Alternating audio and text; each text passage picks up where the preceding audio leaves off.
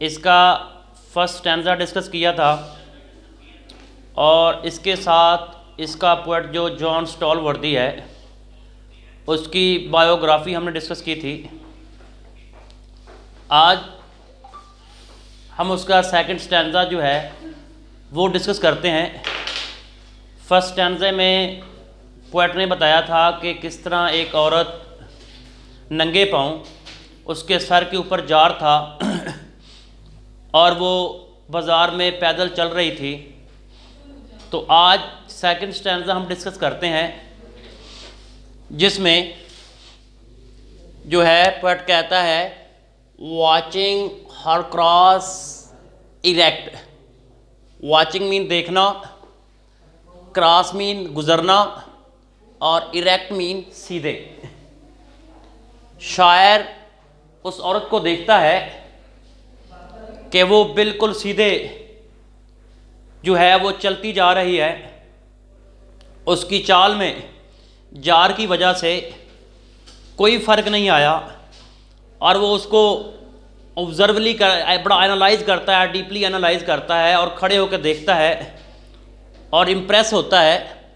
और next turn में वो देखता है कि वो क्या है, स्टोन्स।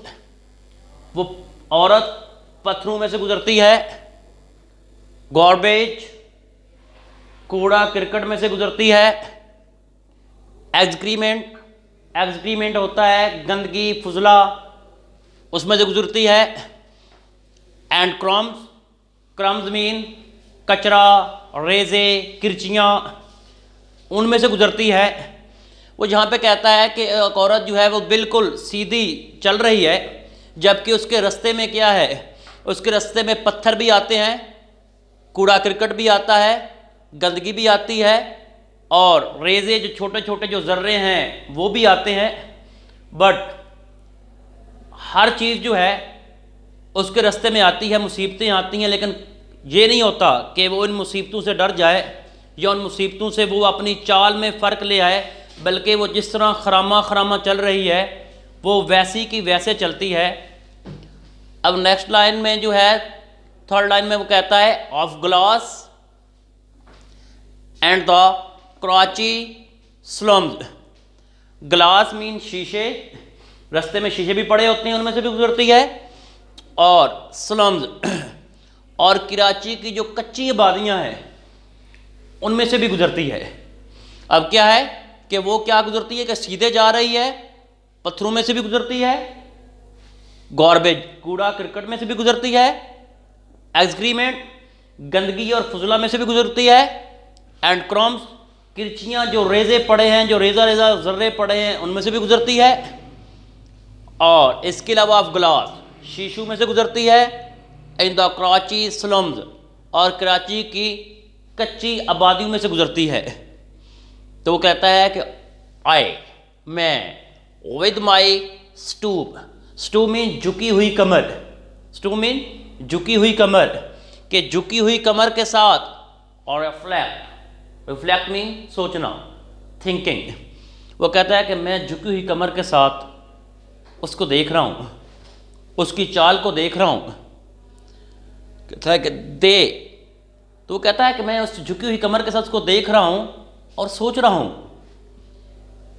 कि वो लोग स्टैंड खड़े रहते हैं, मोस्ट स्ट्रेट, बहुत ज़्यादा बिल्कुल सीधे, स्ट्रेट होता है बिल्कुल सीधे खड़े रहते हैं। हु लर्न मीन सीखना, जो सीख लेते हैं। टू व्हाट बीनीथ मीन नीचे, वेट मीन वजन। वो कहता है कि वो लोग बिल्कुल सीधे खड़े रहते हैं जो कि वज़न के नीचे जो है चलना सीख लेते हैं। अब यहाँ पे मैंने पहले इसका सरफेस मीनिंग में आपको पढ़ाया। Now we discuss this poem in symbolic way, कि सिंबॉलिक वे में पोएट जो है वो क्या कहना चाहता है कि इसके अंदर जो क्या चीज़ें जो हैं वो हिडन हैं, जो यहाँ पे एक मैसेज कन्वे करना चाहता है पोएट। वो कहता है कि औरत जो है नंगे पाँव चल रही है, धूप में चल रही है, उसका चेहरे पे कभी उसका जो दुपट्टा है उसका पल्लू आता है और फिर हवा के साथ ही उसका पल्लू जो है चेहरे से हट जाता है। उसके बाद वो क्या है कि वो गुज़र रही है, शीशों में से गुज़रती है, कच्ची आबादियों में से गुज़रती है, पत्थरों में से गुज़रती है, कांटों में से गुज़रती है। उसके सर के ऊपर एक जार है, पत्थर का जार है, लेकिन उसकी चाल में कोई फ़र्क नहीं आता। तो वो कहता है कि मैं उस वक्त सोचता हूँ, ये सोचता हूँ कि वो लोग हमेशा सीधे चलते हैं जो चलना जानते होते हैं। इससे मुराद कि वो लोग हमेशा कामयाब होते हैं जो कि एक मेहनत करके एक मकाम हासिल करते हैं। उनको दुनिया की कोई चीज़ हरा नहीं सकती और दुनिया की कोई मुश्किल उनको मुश्किल नज़र नहीं आती, क्योंकि उनकी कामयाबी के पीछे एक बहुत बड़ी हार्ड वर्किंग होती है। वो सिंधी वो मैन को देख के, एक गांव की वो मैन को देख के वेरी इम्प्रेस होता है और वहाँ से एक मैसेज कन्वे करता है कि वो लोग कभी नाकाम नहीं हो सकते ज़िंदगी की दौड़ में, जो कि ज़िंदगी में चलना जानते हैं। हर मुश्किल को, हर मुसीबत को उसका फेस करते हैं बहादुरी के साथ, ब्रेवरी के साथ, बोल्डनेस के साथ, क्योंकि वो पहले मुश्किलात से गुज़र के आए होते हैं। वे कहते हैं कि life is not a bed of roses, कि ज़िंदगी जो है कांटों का बिस्तर नहीं है। ज़िंदगी क्या है, इसके आसपास कांटे ही कांटे हैं। हमेशा वही बंदा कामयाब होता है जो बच बचा के इन कांटों में से निकलता है, और जो कांटों में से निकल जाता है तो फिर वो ऐसा कुंदन बन जाता है कि जिसको दुनिया की कोई ताकत जो है वो हरा नहीं सकती।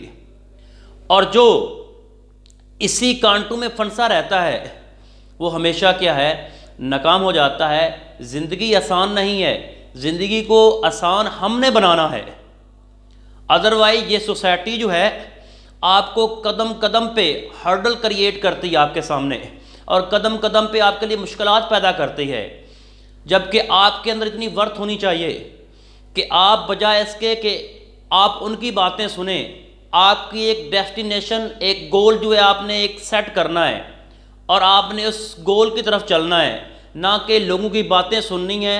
और रास्ते में मुश्किलात भी आएंगी, रास्ते में रुकावटें भी बहुत ज़्यादा आएंगी, लेकिन आपकी जो मंजिल है, जो आपने एक टारगेट सेट किया हुआ है, जब आपने उसकी तरफ पहुंचना है, आपने प्रॉपर हार्ड वर्किंग करनी है, तो दुनिया की कोई ताकत जो है वो आपको हरा नहीं सकती।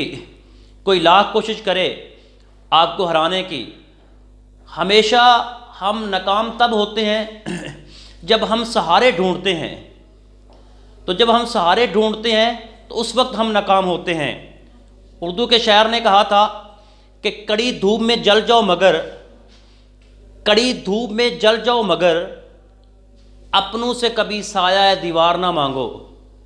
कि किसी से भी आप सपोर्ट ना मांगो, बल्कि अपने से इतनी एक हिम्मत पैदा करो कि इकबाल ने कहा था कि खुदी को कर बुलंद इतना, खुदी को कर बुलंद इतना कि हर तकदीर से पहले खुदा बंदे से खुद पूछे बता तेरी रज़ा क्या है। यहाँ पे यही मैसेज वो कन्वे कर रहा है जॉन स्टॉलवर्दी, यही इकबाल वाला शेर, कि इतनी मेहनत करो, इतनी हार्ड वर्किंग करो और उस मकाम पे चले जाओ जहाँ पे कोई आपका बाल भी बेंगा ना कर सके, क्योंकि उस कामयाबी के पीछे आपकी बहुत बड़ी हार्ड वर्किंग होगी। और हार्ड वर्कर बंदा जो है, hard working always win the succeed, hard working always win his destination. वो बंदा जो कि हार्ड वर्किंग करता है वो हमेशा अपनी मंजिल जो है पा लेता है। और वो बंदा जो सहारे ढूंढता है, जो हार्ड वर्किंग नहीं करता, जो शॉर्टकट ट्रेस करता है, वो कभी कामयाब नहीं होता, और उसकी कामयाबी जो है वो देर पा कामयाबी नहीं होती। तो अब हम डिस्कस करते हैं इसका, आज जो है वो सिर्फ रेफरेंस टू द कॉन्टेक्स्ट। तो आपने यही लिखना है, फर्स्ट ऑफ ऑल आपने लिखना है रेफरेंस, और रेफरेंस के बाद आपने कॉलन, कॉलन, कॉलन के साथ ही उस लाइन पे आपने कुछ नहीं लिखना, उस लाइन को छोड़ के उसके साथ ही नीचे आपने लिखना है दीज ब्यूटीफुल सिंबॉलिक, ये खूबसूरत, सिंबॉलिक अलामती, इम्प्रेसिव मुतासिर कौन, एंड एक्सप्रेसिव और बहुत इजहार करने वाली जो लाइंस हैं, हैव बिन टेकन वो ली गई हैं फ्रॉम द फेमस पोएम मशहूर नज़म जो है आ सिंधी वोमेन, सिंधी वोमेन से ली गई हैं। मैं इसको दोबारा पढ़ देता हूँ कि दीज ये ब्यूटीफुल खूबसूरत, सिंबॉलिक अलामती, इम्प्रेसिव मुतासर एंड एक्सप्रेसिव और प्रॉपर इजहार करने वाले जो लाइंस हैं, हैव बिन टेकन ये ली गई हैं from the famous poem a Sindhi women, Sindhi women से ली गई हैं और रिटन बाय जॉन स्टॉलवर्दी। इसका जो पोएट है वो है जॉन स्टॉलवर्दी।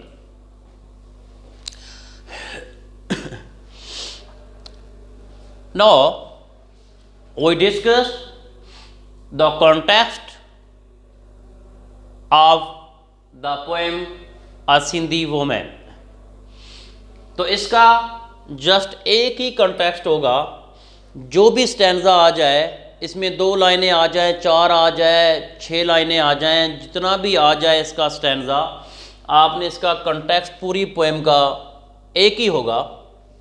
तो इसका जो कंटेक्स्ट है वो है, यहाँ पे आपने कंटेक्स्ट लिखना है, यहाँ पे आपने उसका कॉलन देना है, तो उस लाइन को आपने छोड़ के बिल्कुल नीचे वाली लाइन में आना है।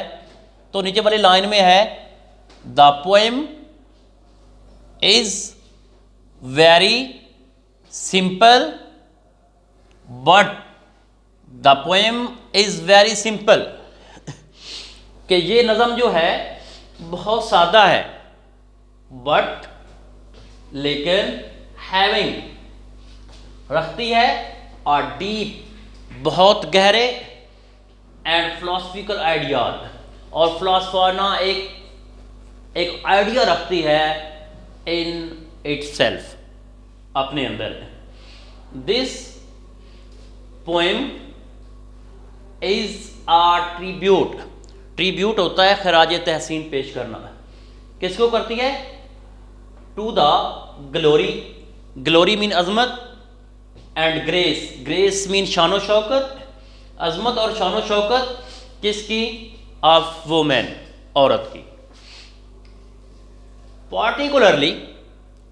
पार्टिकुलरली मीन खास तौर पर आ सिंधी वुमेन, खास तौर पर एक सिंधी वुमेन की। द पोएट स्टेट्स, शायर बयान करता है, दैट आ सिंधी वुमेन, एक सिंधी वुमेन को, कि Sindhi women has got Triumph, कि एक सिंधी वुमेन ने फतह हासिल की over the obstacle, obstacle mean मुसीबतें, क्लैमिटी मुश्किलात, मुश्किलात के ऊपर उसने कामयाबी हासिल की। किसकी? कौन सी मुश्किलात? मुश्किलात, ऑब्स्टेकल्स ऑफ लाइफ, ज़िंदगी की मुश्किलात के ऊपर उसने कामयाबी हासिल की। शी डोजंट यील्ड मीन हार मानना, वो हार नहीं मानती टू देम, किनके आगे? ऑब्स्टेकल्स के आगे, मुश्किलात के सामने जो है उसने वो हार नहीं मानती। एंड नॉल, वो जानती है how to live under pressure, और वो जानती है कि कैसे अंडर प्रेशर होकर, कि ज़िंदगी के प्रेशर में, ज़िंदगी की मुसीबतों के अंदर किस तरह ज़िंदगी बसर करनी है। तो ये था आज हमारा सेकंड स्टैंजा था, सेकंड स्टैंजा। उसके बाद रेफर टू द कंटेक्स्ट था। सेकंड स्टैंजा में क्या था कि दोबारा मैं रिपीट कर देता हूँ। सेकंड स्टैंजा में ये था कि शायर जो है उस औरत को देख रहा है कि वो पत्थरों में से गुजरती है, कूड़ा क्रिकेट में से गुजरती है, गंदगी में से गुजरती है, शीशू में से गुजरती है, किरचू में से गुजरती है। लेकिन जब वो उसको देखता है गुजरते हुए तो वो सोच में पड़ जाता है, सोचता है कि वो लोग हमेशा सीधे चलते हैं, वो लोग हमेशा कामयाब हो जाते हैं जो कि मुश्किलात में से गुज़र कर अपनी कामयाबी को हासिल करते हैं। और वो कहता है कि जो लोग हार्ड वर्किंग होते हैं, हमेशा डिटर्मिन्ड बंदा जो हार्ड वर्किंग पर्सन होता है, हमेशा वही अपनी मंजिल को हासिल कर लेता है, ना कि अपॉर्चुनिस्ट थोड़ी देर उसको एक अपॉर्चुनिटी मिलती है, ज़रूरी नहीं कि अपॉर्चुनिटी मिले, जबकि डिटर्मिन्ड बंदा जो होता है, जिसके अंदर डिटर्मिनेशन पाई जाती है, वो हमेशा अपनी मंजिल को पा लेता है। यही इसके अंदर मैसेज था। और ये आज हमने डिस्कस किया इसका सेकंड स्टैंजा सिंधी वुमेन का, और उसके साथ हमने डिस्कस किया रेफरेंस, और उसके साथ हमने इसका डिस्कस किया कॉन्टेक्स्ट। तो यही आज हमारा जो था ये था लेक्चर। तो इसके नेक्स्ट जो होगा लेक्चर, उसमें हम डिस्कस करेंगे इसकी एक्सप्लेनेशन को और इसके अंदर जो इम्पोर्टेंट क्वेश्चन आते हैं उनको। तो ओके, खुदा हाफिज़।